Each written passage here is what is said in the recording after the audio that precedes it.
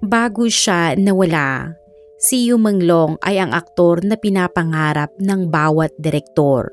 Ipinanganak sa Shanghai noong 1988, hindi siya pumasok sa industriya sa karaniwang daan ng mga artista. Nag-aral siya ng film directing at hindi pag-arte. At sa loob ng ilang taon, tahimik siyang nagtrabaho sa likod ng kamera, gumagawa ng mga music videos para sa ibang performers. Ipinakita ng mga unang proyekto niya ang isang malambot at romantikong pananaw sa sining. Isang sensitivity na kalaunan ay magiging tatak ng kanyang pagganap sa harap ng kamera. Nang sa wakas ay sumalang siya bilang aktor, hindi kasikatan ang hinahangad niya kundi pagpapahayag. Sumikat siya noong 2015 sa web drama na Go Princess Go. Isang maliit na produksyon na hindi inaasahang magiging pambansang phenomenon. Sa gitna ng mga artista na puro kislap at ingay, umangat si Yu Menglong sa pamamagitan ng kanyang kalmadong ngiti at mahinahong kilos. Tinawag siya ng industriya na bihirang uri, mapagkumbaba, matalino at walang bahid ng iskandalo. Para sa mga manonood, may lungkot daw sa kanyang mata na parang may malalim na karanasan kahit sa mga magagaan na papel. Sunod-sunod ang kanyang mga naging tagumpay.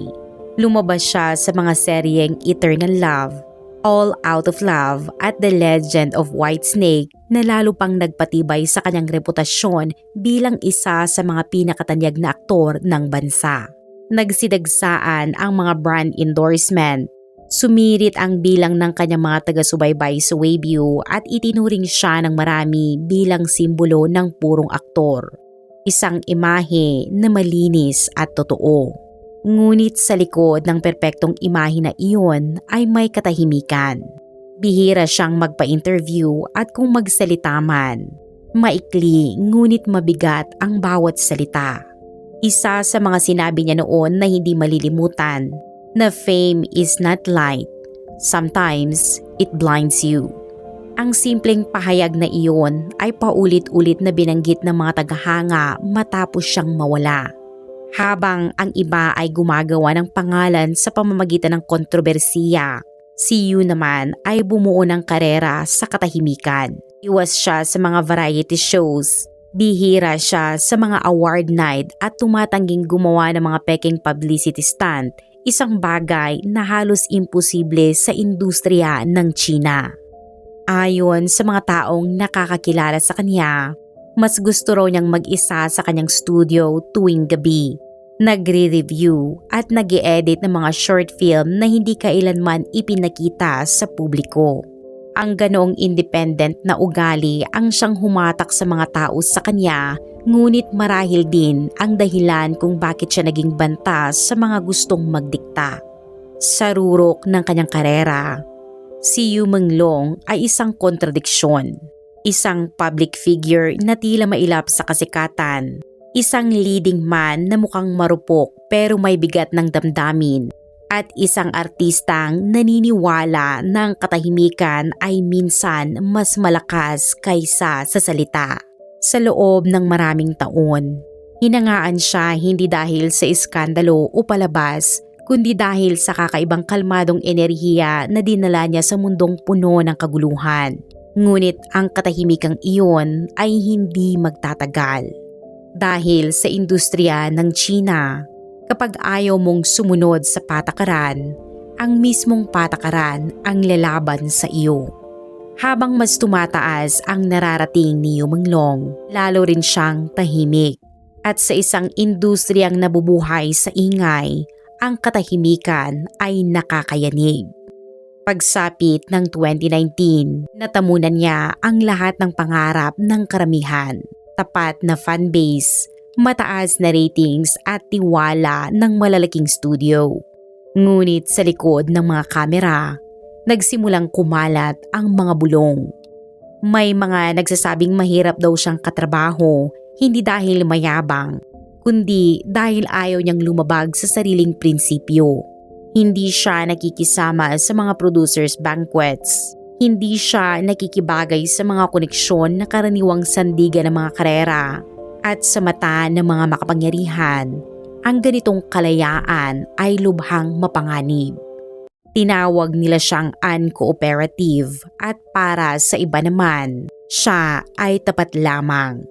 Ngunit sa industriya ng China, minsan ang katapatan ay parang pagtutol. Dito nagsimulang mabasag ang katahimikan. Matapos ang Legend of Whitesnake, napansin ng mga reporter na nawala bigla ang pangalan ni Yu sa mga promosyon. Ang mga kontratang pirmado na ay ipinagliban ng walang paliwanag. Kasabay nito, napansin ng mga netizen ang mga pagbura sa kanyang social media. Ang mga dating simpleng post ay isa-isang nawala. May isang post na lalo pang nakatawag ng pansin. Isang maikling mensahe na binura makalipas lang ang ilang oras kasama ng ilang fan accounts na nagtangkang mag-repost nito. Mabilis kumalat ang haka-haka na si Yu Menglong raw ay soft banned, isang tahimik na paraan ng sensura kung saan ang pangalan at imahe ng isang artista ay unti-unting binubura ng mga hindi nakikitang kamay. Gayunpaman, nanatiling kalmado si Yu sa publiko. Wala siyang inilabas na pahayag at wala ring reklamo. Patuloy siyang lumalabas sa maliliit na charity events malayo sa Beijing at sa mga kamera. Ngunit ayon sa mga taong malapit sa kanya, sa likod ng katahimikan ay lumalalim ang tensyon. Noong mga panahong iyon, unti-unting lumabas ang mga ulat na si Yu Menglong ay nakararanas ng matinding pagkadismaya dahil sa mga biglaang pagtanggi ng mga network at di may paliwanag na pagkansela ng kanyang mga palabas sa telebisyon. Isang makeup artist ang nagsabing tila nawawalan na siya ng gana at madalas na tahimik kahit sa set na para bang may mabigat na iniisip. Kasabay nito, kumalat ang mga bulong-bulungan na may kinalaman daw siya sa ilang alitan kasama ang mga makapangyarihang tao sa industriya. Mga individual na sinasabing may malalapit na koneksyon sa mga regulator at malalaking streaming platform. Walang napatunayan sa mga paratang na ito, ngunit ang timing ay napakahirap ipagsawalang bahala. Napansin ng mga tagahanga na kakaiba ang pattern, habang ang kanyang mga co-star ay patuloy na nakakatanggap ng mga proyekto. Si Yu naman ay tila unti-unting nawawala sa lahat ng listahan ng mga paparating na palabas. Ang media na dati halos araw-araw may bagong artikulo tungkol sa kanya ay biglang tumahimik. Kapag hinahanap mo ang pangalan niya online, paunti ng paunti ang lumalabas na resulta buwan-buwan. Maging ang mga fan meeting at public appearances niya ay isa-isang kinansela, kadalasan daw dahil sa mga security reasons. Sa likod ng kamera, sinasabing pinayuhan siya ng kanyang management na magpahinga muna pansamantala. Ngunit alam ng mga taong matagal nang nasa industriya kung ano talaga ang ibig sabihin niyon pagkatapon sa katahimikan. Mula rito, lalong kumalat ang mga espekulasyon. May naniniwalang si Yu ay nakasagutan ang isang malaking investor matapos tanggihan ang isang kontratang hindi niya gusto. May ilan namang nagsasabing tumanggi siya sa isang di angkop na pakiusap mula sa isang mataas na opisyal. Samantala, may mas mga madidilim na teorya na umano'y nadiskubre raw niya ang ilang anomalya sa pananalapi o pang-aabuso sa loob ng mga produksyon. Bagamat walang konkretong ebidensya, ang mga teoryang ito ay sumasalamin sa isang mas malalim na katotohanan na sa malawak na entertainment empire ng China, kapangyarihan at kontrol ang tunay na namumuno. Ang mga sumusunod ay umaasenso habang ang mga lumalaban ay nawawala. Pagdating ng kalagitnaan ng 2022, nagsimula ang tinatawag ng mga tagahanga na social media blackout. Tumigil ang lahat ng verified account ni Yu sa pagpo-post. Ang mga threads sa Weibo tungkol sa kanya ay tahimik na nalak o binura. Maging ang mga lumang panayam niya ay biglang nawala sa mga search result na para bang may nagdesisyong burahin ang kanyang digital na pagkakakilanlan. At para sa mga taga-subaybay niya, hindi iyon mukhang pagriritiro. Mukha iyong pagbubura ng isang tao. Doon unang lumaganap ang salitang The Silence of Yu Menglong. Hindi ito opisyal na iskandalo, ngunit ramdam ng lahat na may kakaibang nangyayari. Habang ang industriya ay patuloy na umaandar na parang walang nangyari, ang mga tunay na tagahanga ay nananatiling nagtataka kung bakit kailangang mawala ang isang taong walang ginawang masama kundi manatiling totoo sa sarili. Marami ang nagsabing iyon ay parusa sa pagiging iba, parusa sa pagiging tao sa mundong humihiling ng tagasunod at pagpapanggap. At isang taon makalipas, may nangyaring hindi maipaliwanag. Isang maikling video ang biglang lumitaw online. Isang kumikislap na clip na muling nagpasiklab ng lahat ng teorya, pangamba at tanong. 12 segundo lang ito at kuha raw sa loob ng isang art gallery sa 798 Art Zone sa Beijing. Makikita ang isang matangkad na lalaki na nakasuot ng mapusyaw na pink na jacket. Naglalakad ng dahan-dahan sa ilalim ng ilaw na unti-unting nagiging pula. Walang musika, walang salita, kundi tanging mahinahong ugong ng kuryente ang maririnig. Hindi siya nakatingin sa kamera, ngunit ang bawat kilos niya ay tila sinadya. Mabagal, maingat at may dalang kalungkutan. At sa sandaling iyon, nakilala agad siya ng mga tagahanga. Ang tindig, ang balikat, ang paraan ng paglalakad, kaya't walang duda na ito si Yu Menglong. Ngunit tulad ng kanyang karera, ang video ay nawala rin sa loob ng ilang oras na parang hindi kailanman nag-exist. Ang mga Weibo account na nagbahagi ng video ay biglaang nasuspend. Ang mga Douyin video na nag-upload nito ay binura at kahit ang mga private message na may kopya ng file ay nagbalik ng error na nagsasabing content violates platform guidelines. Para sa mga tagahangang matagal nang naghihintay ng kahit anong senyales mula sa kanya, ang clip na iyon ay higit pa sa isang video. Isa itong palatandaan. May naniniwalang ito ay isang digital art piece, isang tahimik na pahayag tungkol sa kontrol at pagkawala. Ang iba naman ay nagsabing ito ay coded message, isang huling paalam o mas masaklap pa, isang sigaw ng tulong. Sinimula ng mga tao ang masusing pagsusuri sa bawat frame ng footage. Napansin nila sa mga dingding ng gallery na may malabong anino ng mga salita na tila nakaproject. Sa ilang bahagi, may mga nagsabing mababasa raw ang katagang ICU. Bagaman marami ang nagsasabing ilusyon lang iyon na dulot ng mga anino. Ang ilaw din ay naging usapan. Ang pink na liwanag ay hindi bahagi ng alinmang kilalang eksibisyon sa 798 Art Zone. Kinumpirma ng ilang lokal na artista na walang ganong art installation noong panahong iyon.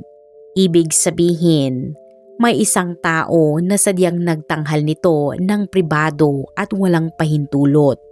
Mula rito, sumabog ang mga teorya. May nagsasabing si Yu mismo ang nagdirect ng video at ginamit ang proxy account para makita kung makakalusot pa rin siya sa sensura. Ang iba naman ay naniniwalang ito ay leaked footage mula sa isang proyekto na hindi kailanman dapat ipalabas. At may iilan na mas madidilim ang hinala na ang video ay matagal nang kinunan bago pa siya mawala at ngayon lamang inilabas bilang babala sa iba. Ang pinaka nakakakilabot na bahagi ay nasa dulo ng video. Habang bahagyang nanginginig ang kamera, huminto si Yu sa ilalim ng pink na ilaw, tumingin pababa at nag-blackout ang screen. Ang pink jacket na suot niya ay agad naging simbolo. Ginaya ito ng mga tagahanga, isinusuot sa mga vigils at ipininta sa mga mural bilang parangal sa kanya. Para sa kanila, Ito ay simbolo ng tahimik na pagtutol. Isang malambot, makataong kulay sa mundong puno ng sapilitang pagkakapare-pareho. Ngunit sa mga tao na nasa loob ng industriya, ang jacket na iyon ay may ibang kahulugan. Isang paalala na kahit katahimikan ay maaaring maging anyong rebelyon. Walang opisyal na pahayag ang inilabas tungkol sa video. Walang umamin na gumawa nito, ngunit ilang linggo matapos lumabas ang clip, may mga bulong-bulungan na nagsasabing nagkaroon ng internal investigation sa isa sa mga pinakamalalaking streaming platform ng China na para bang may nakatapak sa isang linya na hindi dapat lampasan. Pagdating ng tagsibol, ang video ay imposibleng makita. Ngunit ang alaala nito ay nananatili, kumakalat sa pamamagitan ng screenshots, bulong-bulungan at mga encrypted fan archives. Art man iyon o isang babala, walang makakapagsabi ng tiyak. Ang tanging alam ng lahat, sa loob ng 2 segundo, muling lumakad ang anino ni Yu Menglong at pagkatapos ay naglaho, kinain ng katahimikan na minsan na rin kumubkob sa kanya. Pagkatapos mawala ang pink jacket video, ang pangalan ni Yu Menglong ay muling naging tabu. Ang dating pagkahumaling ay napalitan ng kaba at pananahimik. Sa loob ng ilang buwan, wala ni isang verified account ang nagbanggit sa kanya. Ang mga magazine na dati palaging may larawan niya sa cover ay biglang umiwas sa kahit anong pahiwatig tungkol sa kanya. Para bang ang mismong pagbanggit sa kanyang pangalan ay naging delikado. Ngunit sa likod ng mga saradong pinto, may ibang kwento raw. Hindi tungkol sa iskandalo, kundi sa pagkapagod.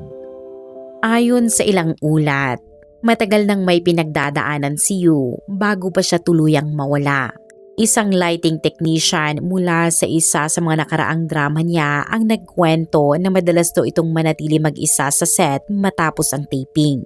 Habang ang lahat ay nag-aayos na para umuwi, si Yu ay tahimik na nauupo sa ilalim ng mahihinang ilaw ng studio na tila ba may malalim na iniisip.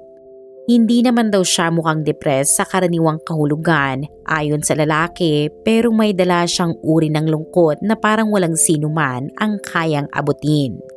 Isa pang miyembro ng crew ang nagsabing si Yu ay likas na mapag-isip. Laging sinusuri ang lahat ng bagay mula sa moral na bigat ng mga papel na ginagampanan niya hanggang sa tunay na kahulugan ng kasikatan. Ayon sa kanila, ang ganoong pagdadala ng bigat sa loob ay unti-unting naging hindi niya makayanan, lalo na nang magsimulang lumayo sa kanya ang industriya. Kasunod noon, kumalat ang mga usap-usapan tungkol sa kanyang kalagayang emosyonal. Sa mga anonymous posts sa Weibo, may nagsabing pumasok daw si Yu Menglong sa isang pribadong klinika sa Shanghai para sa emotional recovery. May iba namang nagtiyak na umalis raw siya ng China at lumipad papuntang Japan o Canada para mamuhay ng tahimik sa ilalim ng bagong pagkakakilanlan. Wala ni isa sa mga ito ang nakumpirma, ngunit kapansin-pansin ang pagkakapareho ng mga kwento.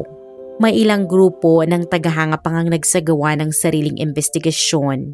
Sinusuri ang mga flight record para hanapin ang mga pangalang tumutugma sa kanyang mga inisyal. Pero wala silang natagpuan na parang naglaho na lang siya na parang bula. Noong 2024, lumabas ang isang bagong chismis na nakita raw siya sa Daikanyama District sa Tokyo, nakasuot ng face mask at may dalang kamera.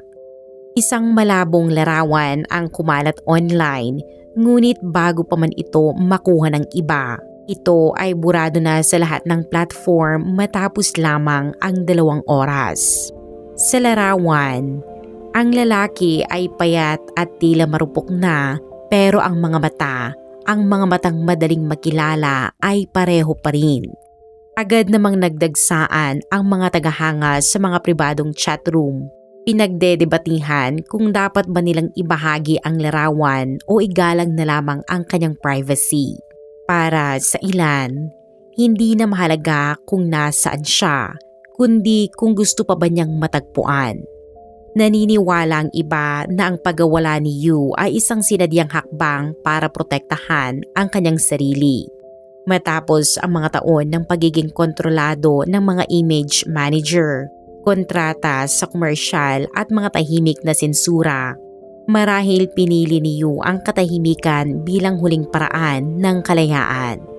Pero para sa iba, isa itong trahedya. Isang mahusay na aktor na tuluyang nabasag ng industriyang kinakain ang sarili nitong mga anak. May lumabas pang mga di mapapatunayang kwento mula sa mga nagpakilalang dating kasamahan ni Yu na di umano'y nagsulat daw siya ng mga liham kung saan ipinahayag ang kanyang pagkagilty sa hindi niya pagsasalita tungkol sa mga maling kalakaran na nakita niya sa mundo ng showbiz. Ngunit kung totoo man ang mga liham na iyon, hindi na sila kailanman lumabas sa publiko. Ilang psychologist na nagsuri sa kanyang kaso ang nagbigay ng paghahambing sa ibang mga sikat na personalidad na bigla ring nawala sa mata ng publiko. Ipinunto nila ang matinding banggaan sa pagitan ng pagiging perpeksyonista at ng matinding presyon kung paanong ang tuloy-tuloy na pagpabantay sa sarili ay kayang sirain ang isang taong nagsisikap mamuhay ng tapat sa sarili. Minsan, sa isang panayam, sinabi ni Yu Menglong na kapag araw-araw kang sinasabihang ngumiti, darating ang araw na makakalimutan mo na kung ano ang tunay na ngiti. Muling sumikat ang linyang iyon online na tila isang propesiya. Pagsapit ng dulo ng 2024, ang natitirang presensya ni Yu ay pira-piraso na lamang. Mga tahimik na fan memorials, mga forum na binura ng mga otoridad, at isang di maipaliwanag na lungkot sa mga tagahanga na lumaki sa panonood ng kanyang mga drama. Sa paningin ng marami, isa na lamang siyang anino. Hindi patay, hindi rin buhay, kundi nasa pagitan ng tsismis at alaala. At kahit wala na siya sa publiko, tila tumatanggi pa rin siyang tuluyang maglaho. Tila may kakaiba sa kanyang kwento. Isang pakiramdam na parang ang katotohanan mismo ay patuloy na sinusubukang marinig. Upang maunawaan kung ano talaga ang nangyari kay Yu Menglong, kailangang unawain muna ang sistemang lumikha sa kanya at kalaunan siya ring nagpabura sa kanya. Ang industriya ng libangan sa China, bagamat magintab sa ibabaw, ay may nakatagong laberinto ng katahimikan sa ilalim. Bawat script, panayam at larawan ay kailangang dumaan sa mahigpit na pag-aproba. Sa mundong iyon, ang tagumpay ay hindi lang tungkol sa talento, kundi sa pagsunod. At sa lugar kung saan mas ligtas ang pananahimik kaysa sa pagsasabi ng totoo, ang tahimik na pagtutol ni Yu ay naglagay sa kanya sa panganib. Hindi siya ang una sa bitag na iyon, ngunit marami nang nauna sa kanya na nilamon ng parehong sistema. Ang biglaang pagpanaw ni Godfrey Gao sa gitna ng shooting ay opisyal na tinawag na aksidente. Ngunit para sa iba, malinaw na ipinakita nito ang kalupitan ng produksyon. Ang tinaguriang pagpapakamatay ni Chow Renliang ay nag-iwan ng mga tanong na walang kasagutan at ang kwento ni Yami Nam mula pa sa gintong panahon ng Hong Kong cinema ay nagpapatunay kung gaano kadaling makalimutan ang mga taong hindi na kumikita. Ang kaso ni Yu Menglong ay sumunod sa parehong nakapanghihilakbot na pattern. Mawala, burahin, itanggi. Isang siklo na hindi lang nag-alis ng tao kundi pati ng alaala. Sa industriya ng aliwan, may hindi nasusulat na patakaran na ang kapangyarihan ay nasa itaas at ang imahe ay nasa ibaba. Ang mga artista tulad ni Yu ay nasa gitna, nagpapaganda ng ilusyon habang pasan ang bigat ng sistema. At kapag sinubukan mong tutulan iyon, kahit sa pinakatahimik na paraan, parang inanyayahan mo na rin ang sariling pagbagsak. Matagal nang sinasabi ng mga tagaloob ng industriya na ang soft banning ay mas mabigat pa kaysa sa opisyal na parusa. Walang dokumento, walang paliwanag kundi katahimikan lamang. Ang isang pangalang hindi na pwedeng banggitin ay nagiging babala sa iba na sumunod o di kaya maglaho. Sa loob ng maraming taon, hinangaan si Yu dahil sa kanyang kababaang loob, katapatan at dedikasyon sa sining. Ngunit ang mga katangiang ding iyon ang unti-unting naging dahilan ng kanyang pagbagsak. Hindi siya bahagi ng makapangyarihang ahensya. Tumanggi siya sa mga alok na taliwas ng kanyang paniniwala at higit sa lahat, siya ay malaya mag-isip. Kapag naramdaman ng sistema ang ganoong uri ng kalagayan, agad nitong sinusubukang patahimikin hindi sa pamamagitan ng lantad na laban, kundi sa unti-unting pagkawala. Una, nawawala ang mga proyekto, kasunod, itinitigil ang mga palabas sa publiko at sa huli, tinatabunan ng mga algorithm ang kanyang pangalan hanggang sa mapalitan siya ng mga mukhang mas madaling kontrolin. May mga naniniwalang si Yu Menglong ay hindi lang biktima ng politika sa industriya, kundi ng mas malawak na kultura ng kontrol, isang sistemang hindi lang nagtatakda kung sino ang sisikat, kundi kung sino ang may karapatang manatili sa mata ng publiko. At sa tuwing may taong biglang nawawala, laging malinis pakinggan ang opisyal na kwento, ngunit sa likod ng mga kwentong iyon, may mga pagpiling hindi natin nakikita. Sino ang pinoprotektahan? Sino ang isinasakripisyo? At sino ang muling isinusulat? Ang pagkawala ni Yu ay maaaring hindi isang biglang hakbang ng sensura, kundi ang unti-unting pagpatay sa isang tinig na tumangging umayon sa itinakdang linya ng otoridad. At sa kabila ng lahat ng pagtatakang patahimikin siya, nananatiling buhay ang kanyang kwento dahil ipinapakita nito ang mas malalim na katotohanan na ang tunay na halaga ng kagandahan, kasikatan at katahimikan sa isang sistemang kumakain sa sarili nitong mga bituin.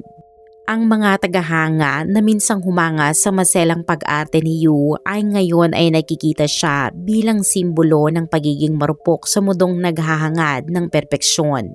Maaaring tahimik nang namumuhay si Yu Menglong sa ibang lugar o tuluyan ng naglaho sa likod ng kawalan ng pagkakakilanlan, ngunit nananatili ang mensahe ng kanyang kwento.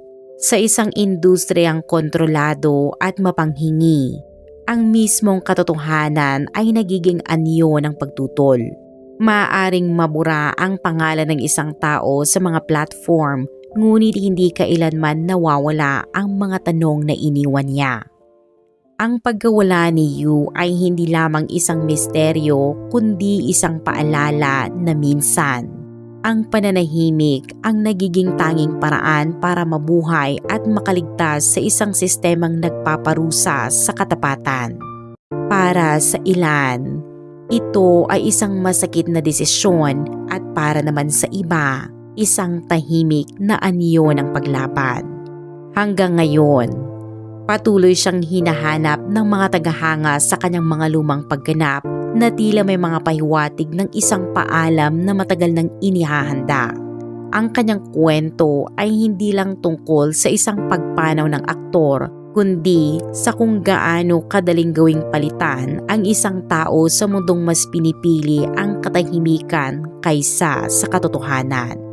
Walang opisyal na paliwanag, walang pamamaalam, isang tanong na lamang ang naiwan. Ano ang tunay na nangyari kay Yu Menglong? Dahil ang katotohanan ay hindi laging nawawala, kundi tahimik lamang itong naghihintay. Ano ang inyong opinyon tungkol sa sinapit ni Yu Menglong? Ibahagi ang inyong opinyon sa comment section sa ibaba at maraming salamat muli sa panonood at magkita-kita tayo sa mga susunod na videos.